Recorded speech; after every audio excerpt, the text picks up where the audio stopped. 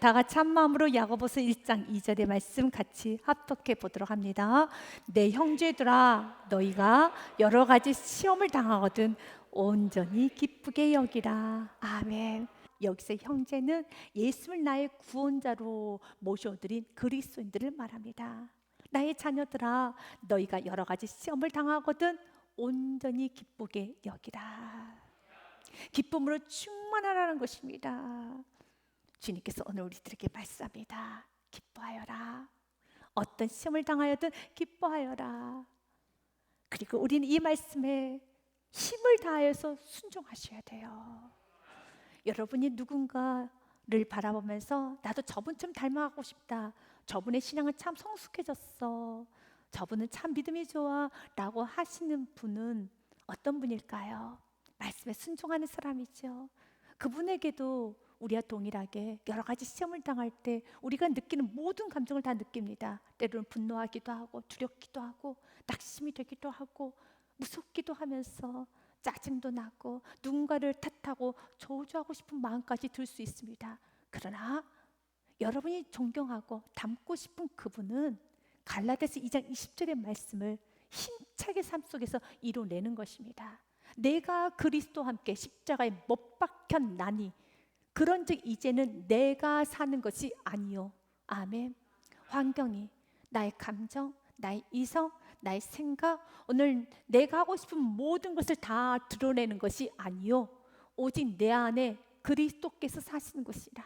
오직 내 안에 오늘 말씀처럼 여러 가지 시험을 당하거든 온전히 기쁘게 여기라는 그 말씀을 그대로 믿음으로 사는 것입니다. 이제 내가 육체 가운데 사는 것은 나를 사랑하사 나를 위하여 자기 자신을 버리신 하나님의 아들을 믿는 믿음 안에서 사는 것이라.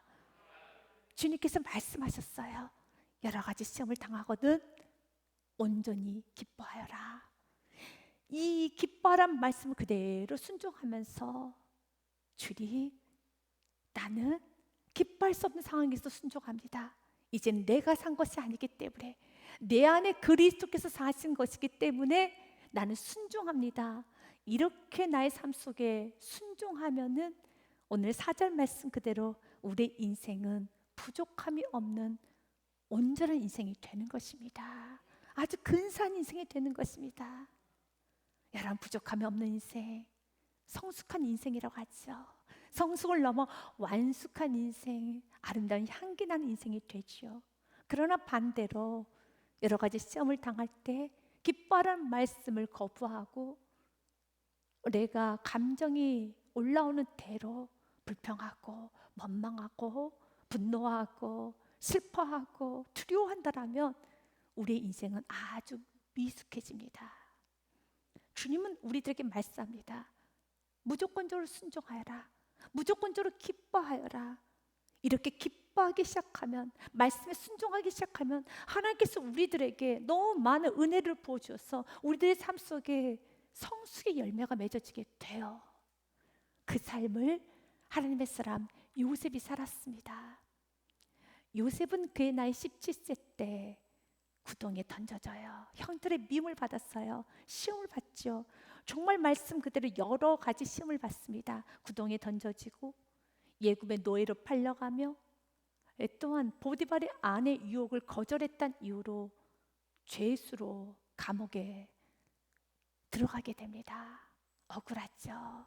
분노가 나죠. 화가 납니다. 나에게 왜 이런 일이, 내가 뭘 잘못했다고, 왜 나에게 이런 슬픔을 주시는 것일까? 왜 이렇게 내 인생이 이렇게 안 되는 것일까? 그러나 요셉은 다 이해가 되지 않아도, 지금 이 모든 상황이 다 해석이 되지 않아도 요셉은 오늘 말씀 그대로 온전히 기뻐하는 삶, 말씀에 순종을 먼저 합니다. 내가 이해가 되지 않아도 순종은 먼저 하는 것입니다. 그래서 요셉을 이렇게 평가합니다. 그가 노예로 있었지만 그는 성공한 자야, 그는 형통한 자야 라고 말합니다. 여호와께서 요셉과 함께 하심으로 그가 형통한 자가 되어 그의 주인 예굽 사람의 집에 있으니 그의 주인이 여호와께서 그와 함께 하심을 보며 또 여호와께서 그의 범사에 형통하게 하심을 보았더라. 아멘. 여러분, 그는 형통한 자, 성공한 자입니다. 왜 그렇습니까? 그는 하나님과 함께하고 있기 때문에 어떤 순간에도 우리가 하나님 말씀에 순종하면 그는 형통한 자입니다. 그는 성공한 자입니다. 그렇기 때문에 우리가 세상의 잣대를 바라보면서 난 나의 이성과 나의 생각만 주장하면서 어떻게 이런 상황이 형통한 자야, 어떻게 이렇게 사는 게 성공한 것이야 라고 말하는 것이 아니라 마음의 문을 활짝 열고 말씀을 보셔야 돼요. 말씀을 들으셔야 돼요. 요셉이 감옥 안에 죄수로 있을 때에도 성경은 이렇게 말합니다.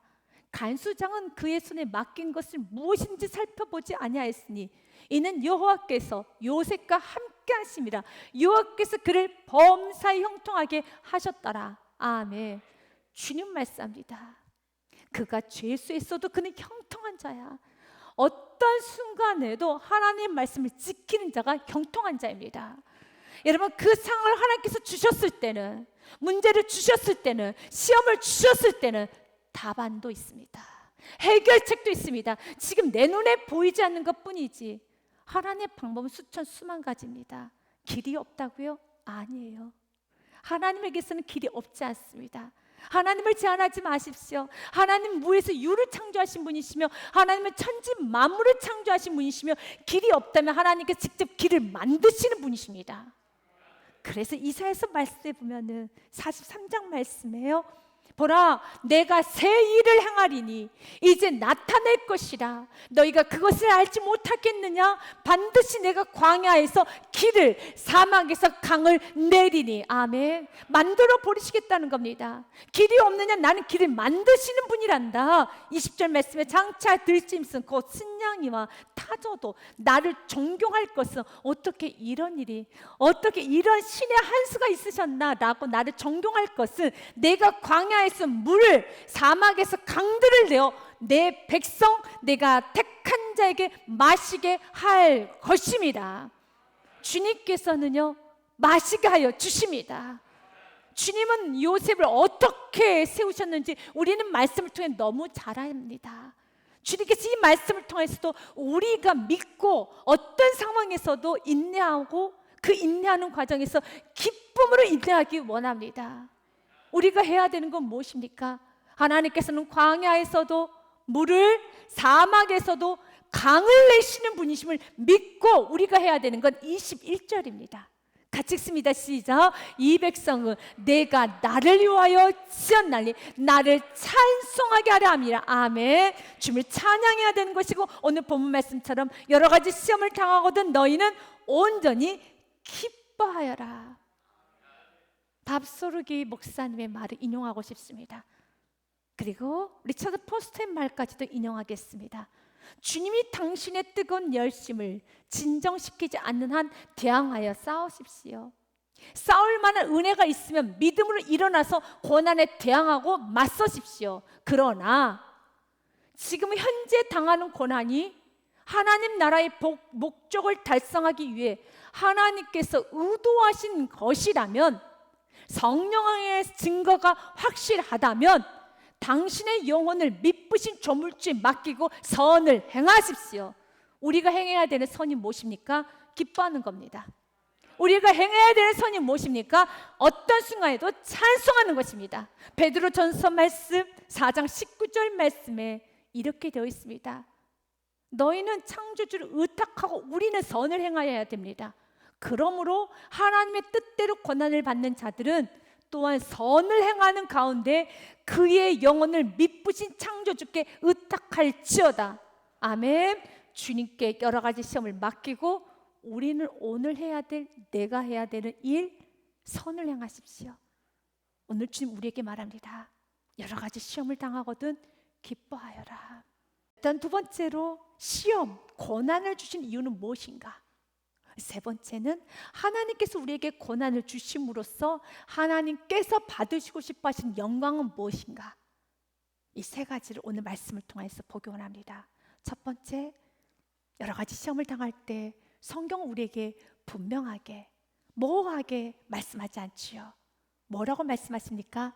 2절의 말씀 한 번 더 읽겠습니다. 2절의 말씀 한 번 더 읽겠습니다. 내 형제들아, 너희가 여러 가지 시험을 당하거든 온전히 기쁘게 여기라. 아멘. 온전하게. 여러분, 어떤 빈틈도 없이 기쁘게 여기라는 것이죠. 시험 앞에서 기뻐할 수 있다는 건 쉽진 않아요.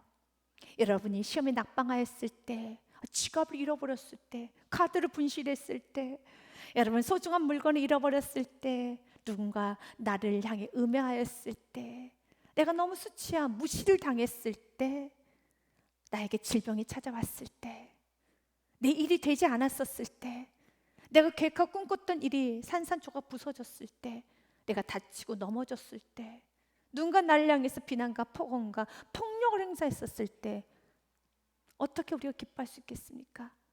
기뻐할 수 없죠. 그러나 기뻐하셔야 되는 겁니다. 주님 말합니다. 기뻐하여라. 그럴 때 주님, 나는 기뻐할 수 없지만 눈물 흘려가면서 주님, 나는 주의 말씀에 순종만 합니다. 이렇게 우리가 기뻐하기 시작하면 놀라운 역사가 임합니다. 그러면 왜 우리 주님께서는 고난을 주시는 걸까요? 여러 가지 시험을 주시는 것일까요? 3절 말씀에 이렇게 기록되어 있습니다. 같이 읽습니다. 시작. 이는 너희 믿음의 시련이 인내를 만들어 내는 줄 너희가 알미라. 아멘. 우리가 알아야 될 것이 있습니다. 시험은 믿음을 주시기 위한 것입니다. 모든 고난을 주신 이유는 한 가지입니다. 우리가 알아야 되는 거, 믿음을 주시기 위하여서. 주님께서는 우리들에게 여러 가지 시험을 통해서 우리가 얼마나 믿음이 없는가, 또한 우리의 믿음이 어느 정도의 수준인가, 우리가 또한 어떻게 믿음이 더 커져가야 되는가를 주님은 알게 하여 주십니다. 그래서 이 믿음의 시련을 통하여서 우리의 믿음을 점검해보고 다시금 우리가 믿음이 굳건해지기 원합니다. 그래서 시편의 말씀에 보면 이 믿음의 시련을 통하여서, 이 여러 가지 시험을 통하여서 주님께서는 우리 안에 있는 불순물들을 제거하기 원합니다. 우리 안에는 너무 많은 불순물들이 있어요. 욕심도 많습니다. 이기심도 많습니다. 화, 분노도 많고 세상 정욕도 많습니다. 그러나 가장 큰 거, 내 안에 불신앙. 그 불신이 있어서 2절 말씀도 순종하지 못해요. 하나님 믿지 못해서 하나님 대적하는 우리 안에는 못된 기질이 있어서 주님은 끊임없이 우리에게 말합니다. 기뻐하여라. 그럼에도 불구하고 기뻐하지 않아요. 감사하여라. 감사하지 않아요. 여전히 하나님께 대항합니다. 하나님과 맞서서 싸우려고 합니다. 언제까지 나에게 대항하겠느냐? 2절의 말씀 하나 이루지 못하겠느냐? 언제까지 나에게 대들겠느냐? 이 말씀 한번 순종해 보아라. 이 말씀을 그대로 살아 보아라. 주님, 내가 너무 강합니다. 내가 너무 강합니다. 부서지기 원합니다. 여러분, 씨앗이 땅에 떨어지기 위해서는, 물이 흡수되기 위해서는 흙이 부서져야 돼요. 흙이 딱딱하면 씨앗이 심겨지지 않아요. 물이 흡수되지 않습니다. 그래서 씨앗을 심기 전에, 물을 뿌리기 전에 흙을 고르게 부서뜨려요. 지금 우리가 부서지기 원합니다. 이런 여러 가지 시험을 통해서 우리의 강함이 부서지기 원합니다. 우리의 불신앙이 부서지기 원합니다. 우리의 교만과 욕심과 우리 안에 있는 모든 꼿꼿한 마음이 다 부서지기 원합니다. 그 부서지는 과정이 있어야 되는 겁니다. 그 과정이 인내예요. 그 인내라는 과정을 통해서 주님께서 우리를 부서뜨립니다. 우리는 생각하기를 인내 없이 부서지기를 원하죠. 안 됩니다. 그래서 성경은 3절 말씀에 이는 너희의 믿음의 시련이 무엇을 만들어낸다고요? 인내를 만들어냅니다. 그 인내를 만들어서, 인내가 목표가 아니에요. 그 인내는 우리 주님께 주시기는 우리에게 성품이고, 그 인내 과정을 통해서 우리 믿음이 더 단단해지는 것이고 믿음이 더 커져가는 것입니다. 인내는 아름다운 것입니다. 로마서 5장 말씀에도요 이렇게 기록이 되어 있습니다. 다만 이뿐 아니라 우리가 환난 중에도 즐거워하나니 그 이유는 환난은 무엇을 만들어내기 때문에? 인내를 만들어내기 때문에. 인내는 끝까지 기다리는 것이죠. 어떤 상황에서도 기다리는 것이죠. 어떤 사람만 기다릴 수 있습니까? 믿음의 사람만. 하나님 믿는 믿음의 사람만 기다릴 수가 있습니다. 그리고 그 기다리는 과정에서 하나님은 우리 안에 있는 모든 불순물들 하나씩 하나씩 제거하기 시작합니다. 가장 먼저 우리 안에 있는 불신앙을 제거합니다. 욕심을 제거합니다. 교만을 제거합니다. 정욕을 제거합니다. 모든 우리 안에 있는 모든 불안과 두려움과 죄로 인한 상처, 실패로 인한 상처, 모든 걸 다 제거합니다.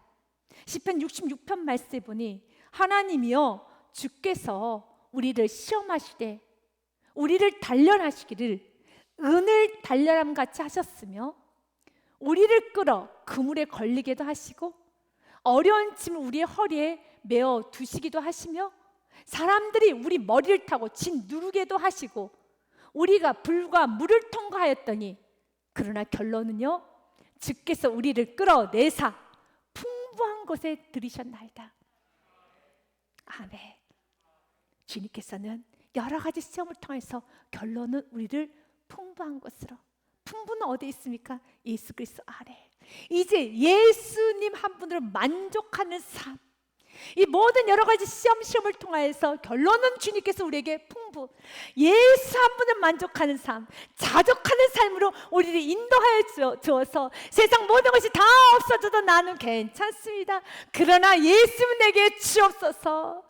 여호와가 나의 목자신 내가 부족함이 없습니다. 그 고백을 하게 됩니다.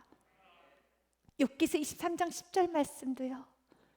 내가 가는 길을 그가 아시나니 그가 나를 단련하신 후에는 내가 승무와 같이 되어 나오리라. 순전하시라. 언제나 하나님을 굳건하게 믿는 믿음의 사람으로 나오는 겁니다. 말라기서 3장 3절 말씀도 이렇게 기록이 되어 있습니다. 그가 은을 연단하여 깨끗하게 하는 자 같이 앉아서 레위 자손을 깨끗하게 하되 금, 은같이 그들을 연단하리니. 아멘.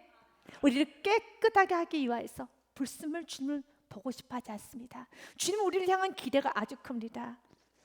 그래서 주님께서는 우리 안에 있는 불순물 다 제거하셔서 깨끗하게 만드셔서 그들을 연단하리니 그들이 공의로운 제물을 나 여호와께 바칠 것이다. 아멘. 여기서의 공의로운 제물은 이제는 우리가 껍데기 신앙이 아니라 교회 안에서만 예배 드릴 때만 우리의 겉모습만 예배자인 것이 아니라 우리의 삶 속에서도, 우리가 생활 모든 속에서도 삶이 예배가 되는 공의로운 제물을 주님께 올려드리는, 이제 나를 주님께 올려드리는 삶 속에서 예배자가 되기 원하십니다. 그 예배자로 주님을 만드십니다.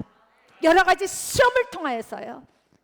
그리고 그 여러 가지 시험을 통과하는 그 과정에서 인내하게 하십니다. 우리의 힘을 다 제거하십니다.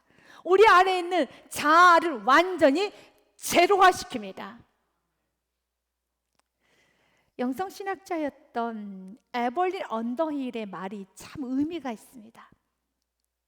기도자는 영혼의 어두운 밤, 사막과 같은 황량함과 공허함을 느끼게 된다. 이는 신비한 고통이다. 외부로부터는 각양의 적대자들이 공격하며 너가 믿는 하나님이 어디 있어? 아니 이렇게 교회 다닌다면서 예배 드린다면서 너희 삶이 왜 그래? 여러 가지 각양의 적대자들이 공격하며 내부로부터는, 내 안에는 의심과 시험의 파도처럼 계속 일어난다. 하나님은 느껴지지 않고 위로 또한 느껴지지 않는다. 그러나 이는 찬란한 새벽을 맞이하기 위한 연단이다. 자아의 제로화를 위한 마지막 정화 단계이다. 오직 하나님만을 바라본다. 네, 맞습니다. 여러 가지 시험을 통하여서, 고난을 통하여서 자아의 제로화, 너무 강하다는 겁니다. 말씀에 순종하지 않고 있습니다. 감사하라고 해도 감사하지 않습니다.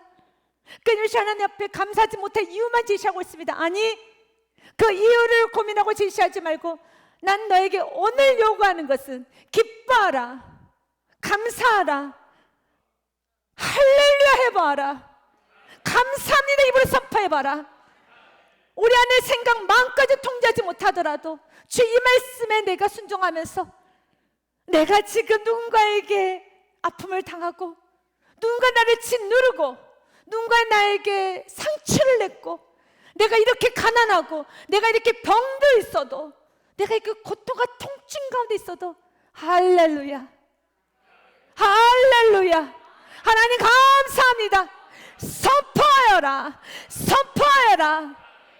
우리는 이 말씀 앞에 순종으로 나가야 되는 겁니다. 너 너무 강해, 순종하지 않잖아. 너무 강해, 순종하지 않잖아. 주님 오늘 우리에게 말합니다. 자아의 제로와 순종하기 원합니다. 그런데 또 놀라운 신비는요, 이 인내의 과정을 통해서 알게 돼요. 내가 그래도 믿음이 있었구나. 아니 이 상황에서 내가 예배를 드리고 있네. 그래도 내 안에 감사가 있네. 내 안에 기쁨이 있네. 맞아요. 여러 가지 시험을 당하는 과정에서 하나님은 좀 인내하게 합니다. 그 인내의 과정을 통해서 우리에게 믿음도 주시고 그럼에도 불구하고 내 안에 믿음이 있음을 발견하게도 하십니다. 그리고 우리는 고백합니다. 은혜였습니다. 그리고 또다시 회개를 하는 겁니다. 주님, 이런 은혜를 받고 내가 더 뜨겁게, 더 온전하게 기뻐하고 온전하게 감사했으면 좋으련만 아직도 부족합니다. 온전히 기뻐하지 못했습니다. 부족한 기쁨을 주님께 올려드렸습니다. 부족하게 감사했습니다. 주여, 내가 더 온전하게 기뻐하고 온전하게 감사하기 원합니다.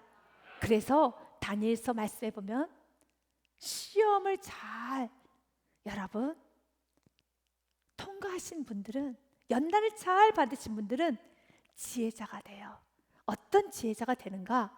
많은 사람이 연단을 받아 스스로 정결하게 하며 희게 할 것이나 악한 사람은 악을 행하리니 악한 자는 아무것도 깨닫지 못하되 오직 지혜 있는 자는 깨달으리라.